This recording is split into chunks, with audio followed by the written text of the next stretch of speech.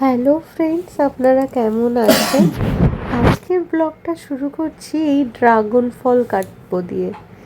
আমি অনেক দিন ধরেই ভিডিও অনেক দেখছিলাম এই ড্রাগন ফলের, তাই আর লোভ সামলাতে না পেরে আজকে ব্লিঙ্কিট থেকে এই ড্রাগন ফলটা আনিয়ে নিয়েছি। এই ড্রাগন ফলটার দাম নিয়েছে, একটার দাম নিয়েছে 70 টাকা। ব্লিঙ্কিটে তো একটু সব জিনিসের দাম বেশিই নেয়, এর সাথে ডেলিভারি চার্জ আলাদা করেছিল।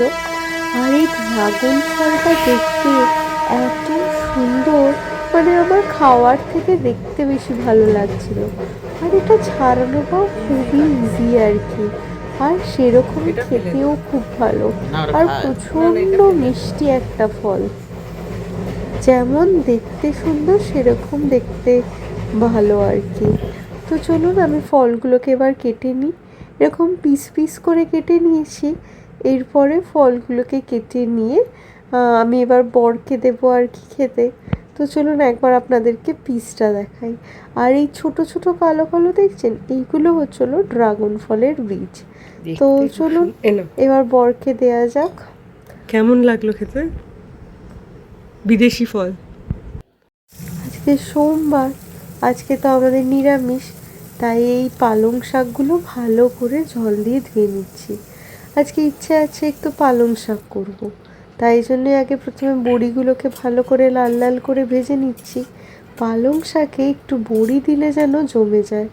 আজকে না বেশি ভালো করে রান্নার ভিডিও করা হয়নি, আজকে আবার একটু বেরোনোর তাড়া ছিল। আর এই দিকে আমি পালং শাকগুলোকে নুন আর হলুদ দিয়ে বসিয়ে দিয়েছি, আর এতেই এত জল ছাড়ে যে পুরো সেদ্ধ হয়ে যায়।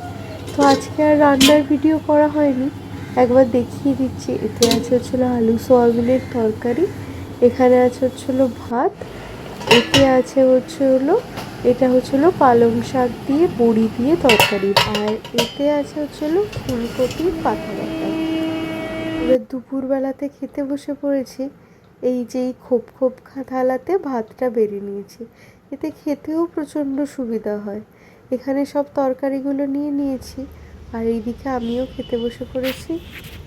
খাওয়া দাওয়া করে বেরিয়েছি, ইচ্ছে আছে একটু শিয়ালদার দিকে যাওয়ার, একটু কাজেই যাব, তাই জন্য আর কি বেরিয়েছি। আর স্টেশনটা পুরো ফাঁকা। এই স্টেশনটা দিয়ে আমি চট করে যাতায়াত অতটা করি না, আজকেই যাচ্ছি। আর ট্রেনের টাইমগুলোও খুব একটা জানা নেই। আর সামনেই দেখছি একটা এক্সপ্রেস ট্রেন যাচ্ছে, আর এত তার আওয়াজ যে কি বলবো। এই এক্সপ্রেস ট্রেন দেখলে আমি যেন দিন গুনতে থাকি আমাদের আপকামিং দার্জিলিং যাওয়া কবে আসবে। আর এইদিকে এখন এইটা হচ্ছিল স্টেশনের ট্রেন, এখন অপেক্ষা করছি যে কখন আমাদের গন্তব্যে ট্রেন আসবে। তো অপেক্ষা করতে করতে দেখছি ট্রেনটাও ঢুকে গেছে। তো এখন ট্রেনের উপরে গিয়ে বসেছি, আর ট্রেনটা প্রচণ্ড ফাঁকা ছিল। এইটা একটা সুবিধা হয়, এই সময় ট্রেনটা একদিকে খুব ফাঁকা পাওয়া যায়। আজকে আমাদের ফুচকা পার্টি হবে। এটাতে আছে ফুচকা আলু মাখা, এটাতে আছে হচ্ছিল টক জল, এটাতে আছে হচ্ছিল শীতকালের স্পেশাল, এটা হচ্ছে হলো পাটিসাপটা, এটা হচ্ছিল নারকেল নাড়ু, আর এটা হচ্ছে হলো খোয়ার মিষ্টি।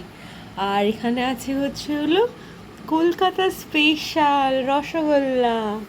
কেমন লাগছে? কেমন সারপ্রাইজ! মানে এটা আমরা দুজন নিশ্চয়ই খাবো না, আরেকজনও আসছে, তো আসলে দেখা হচ্ছে।